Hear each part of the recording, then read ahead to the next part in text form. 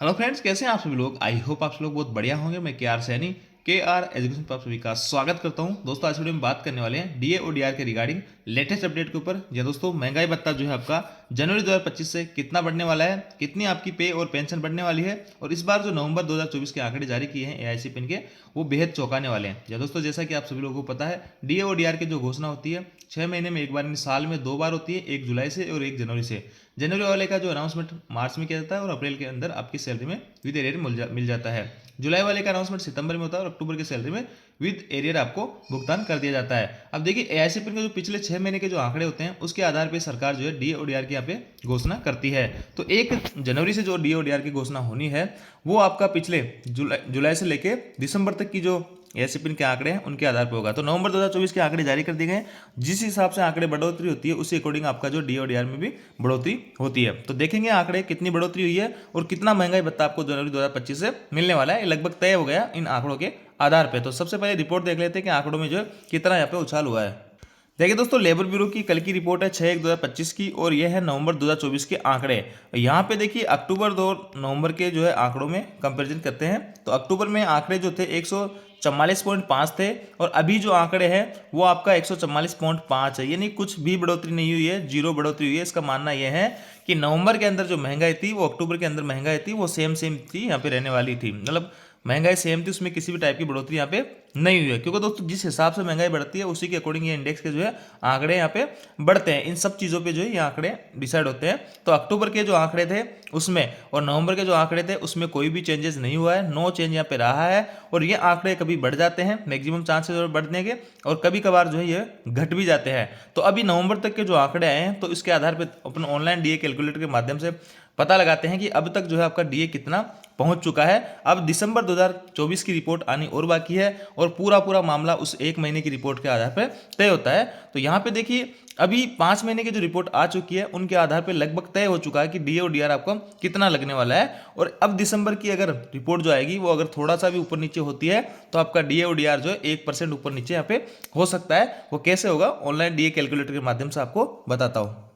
देखिए दोस्तों, स्क्रीन पे आप ऑनलाइन डीए कैलकुलेटर देख पा रहे होंगे, और पिछले जो भी डाटा थे उनके आधार पे आप देख सकते हैं कि इस पे जो गणना होती है वो एकदम करेक्ट होती है। जून तक के आपके जो आंकड़े हैं वो 141.4 इंडेक्स के आंकड़े आ रहे थे, उसके आधार पे 53.36 यहाँ पे निकल के आ रहा है। और सरकार ने इसका जो अनाउंसमेंट किया था 1 जुलाई 2024 से लगने वाला डीए और डीआर 53%, 3% की वृद्धि यहाँ पे की थी। ऐसे जो है पीछे भी आप जाके किसी भी महीने का देख सकते हैं, दिसंबर तक जो है 50% हो रहा था, तो 1 जनवरी 2024 वाला आपको 50% डीए डीआर यहाँ पे मिला था। अब देखिए यहाँ पे दिसंबर तक के जो आंकड़े आएंगे, जुलाई से लेकर दिसंबर तक के आंकड़े आएंगे, इनके आधार पे तय होगा यहाँ पे जो आंकड़े आएंगे, और यहाँ पे डीए और डीआर निकल के आएगा, वो ही जो है आपका जनवरी 2025 से लगने वाला डीए और डीआर यहाँ पे रहने वाला है। अब देखिए दोस्तों, यहाँ तक आपकी यहाँ बढ़ोतरी हुई है ना। इसके बाद में आपका ये दोनों जो है सेम रहे, इसका मतलब महंगाई जो है दोनों महीनों में सेम रही है।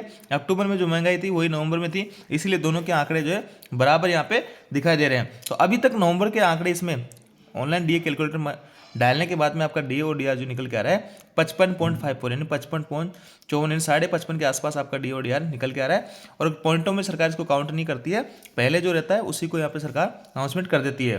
तो अभी तक आपका ओनली डीए और डीआर जो 2% की यहाँ पे बढ़ोतरी हुई है।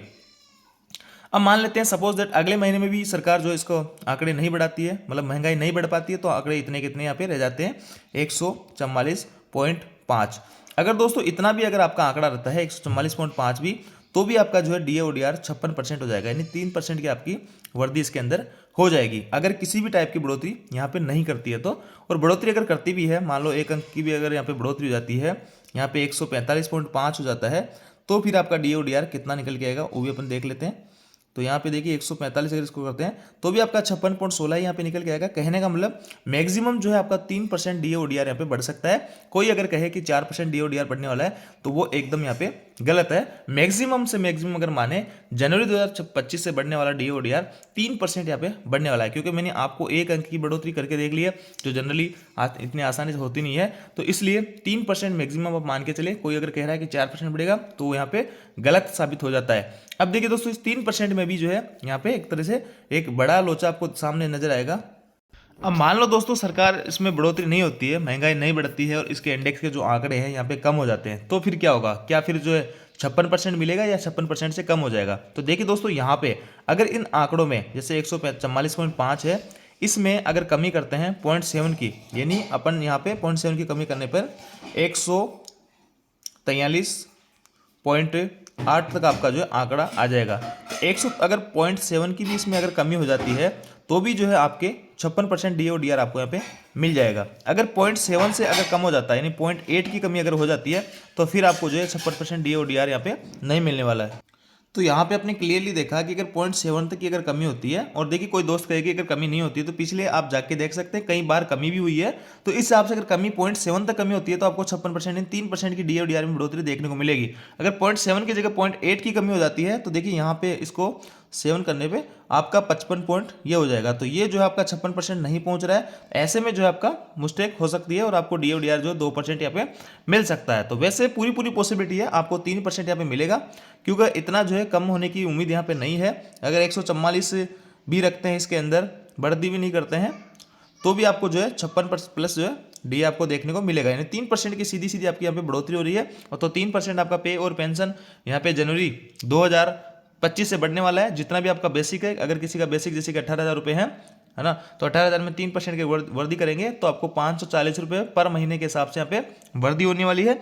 और न्यूनतम पेंशन की अगर बात करें, किसी के 9,000 रुपये है तो इसमें भी अगर 3% की वृद्धि करेंगे तो 270 रुपये पर मंथ आपका यहाँ पे बढ़ने वाला है। तो इस हिसाब से आपकी पे और पेंशन बढ़ने वाली है। और DA आपका साल में 2 बार बढ़ता है, उस हिसाब से सैलरी बढ़ती जाती है। तो ये थी दोस्तों DA/ODR से रिगार्डिंग लेटेस्ट अपडेट। बाकी सरकार इसका ऑफिशियल अनाउंसमेंट करती है मार्च के अंदर, और भुगतान आपको किया जाएगा अप्रैल के अंदर। बाकी पॉसिबिलिटी है पूरी 3% DA/ODR बढ़ने की। तो ये थी दोस्तों छोटी सी अपडेट है। जानकारी आपको अच्छी लगेगी, वीडियो आपका अच्छा वीडियो लाइक कीजिए, दोस्तों के साथ में शेयर जरूर करें। Thank you.